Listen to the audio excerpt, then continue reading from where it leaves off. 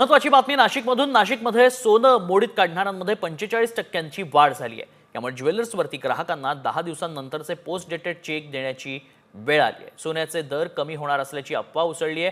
Social मीडियावरील मेसेजमुळे लोकांमध्ये संभ्रम निर्माण झाला आहे. त्यामुळे नाशकात 3 दिवसापासून खरेदीपेक्षा सोन्याची मोड करण्याचे प्रमाण वाढलं आहे.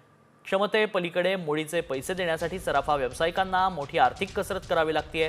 मात्र व्हायरल होणाऱ्या पोस्टवर विश्वास ठेवू नये असं सराफा व्यावसायिकांचं म्हणणं आहे. व्हिडिओ व्हायरल झाला, यामुळे अनेक ग्राहकांमध्ये संभ्रम निर्माण झाला व त्यातून अनेक ग्राहक हे सोनं मोड करण्यासाठी बाजारात येऊ लागले किंवा फोन करून विचारणा करत आहेत. यामध्ये फरक असा पडला की अचानक सोने मोड वाढल्यामुळे जो सोन्याचा जो आमचा रेग्युलर भाव असतो तो काही प्रमाणात कमी झालेला आहे. मात्र हा घाबरण्याइतका नाही आहे. भविष्यात भाव वाढण्याचे चान्स जास्त असल्याने ग्राहकांनी सुद्धा घाबरून न जाता थोडं थांबून भाव हा 100% वाढतील आणि जरी कमी झाला तर गुंतवणूक म्हणून त्याच्याकडे पाहिलं पाहिजेत व सुरक्षित गुंतवणूक म्हणून सोन्याकडे गुंतवणूक केली पाहिजे.